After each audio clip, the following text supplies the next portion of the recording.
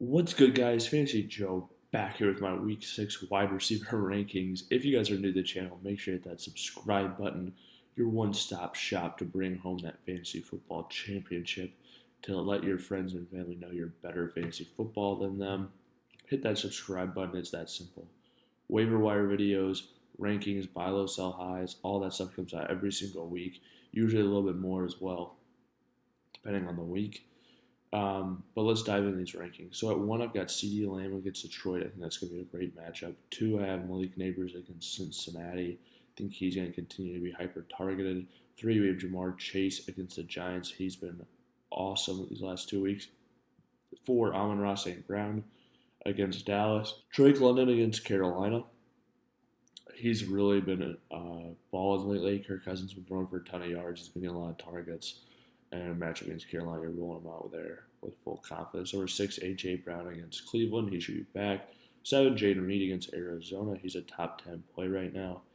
8, Deebo Samuel against Seattle. 9, Terry McLaurin against Baltimore. And at 10, his first time in the top 10, Chris Godwin against New Orleans with the matchup. Mike Evans usually struggles. I think he's going to be able to do well in the slot against them. 11, Garrett Wilson against Buffalo had his breakout game.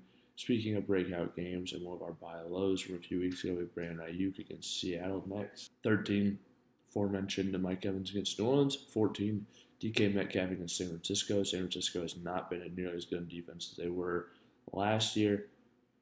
Deontay Johnson against Atlanta at 15.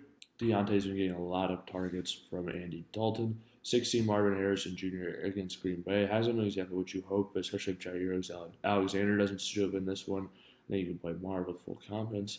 17, we have Stephon Diggs against New England. He should get a bump with Nico Collins missing potentially multiple weeks. 18, Zay Flowers against Washington. I think this is going to be a fairly high-scoring game, high over-under, and this is a game that Zay Flowers can get involved in. 19, DJ Moore against Jacksonville. Moore really played well this last week, and the big thing is Caleb Williams was good. So, like I said, I think you can play DJ Moore moving forward. 20, T. Higgins against the Giants in that matchup we talked about earlier. 21, Chris Olave against Tampa Bay. I know it hasn't what you hoped. Kansas City's a tough matchup. Tampa Bay just got thrown all over, though, by Kirk Cousins. 22, Brian Thomas Jr. He plays Chicago. They've got some good corners, and he might even draw Jalen Johnson, which would not be what you want. But with his explosiveness and the fact that we don't know that he'll be on Brian Thomas Jr. for sure, I'm still playing him. Probably. 23, Darnell Mooney against Carolina. He got 16 targets this last week. You're playing him. 24, Rashee Shaheed against Tampa Bay. He caught that bomb the other day. I think he always has that upside. 25, Devonta Smith against Cleveland, his first game back. I think he should be good. 26, Tank Dell against New England.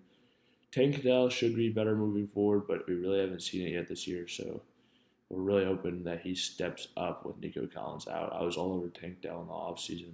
Really want him to improve moving forward. Just bought low on him as well. He's one of my buy lows, and I do think there's brighter days ahead.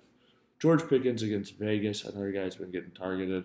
Good matchup for him. 28, Josh Downs against Tennessee. He's looked really good. I think if Joe Flacco plays, you can play Josh Downs with confidence. If he doesn't, it's going to be a lot tougher. Jameson Williams against Dallas. Again, I think this one could be a high-scoring game, so I'm definitely playing Jameson. And Michael Pittman Jr. against Tennessee. I like Michael Pittman. I think Josh Downs is a little bit more consistent right now, and Pittman has higher touchdown upside. But like I said, same thing with him. If it's Richardson that starts, all these guys on the receivers side for the Colts get a massive downgrade. Alrighty, if you guys have made it to this point in the video, please hit that like button, hit that subscribe button. If you have any questions or comments, drop them in the comment section down below. I'll respond as always. This has been Fantasy Joe. Thank you guys so much for watching.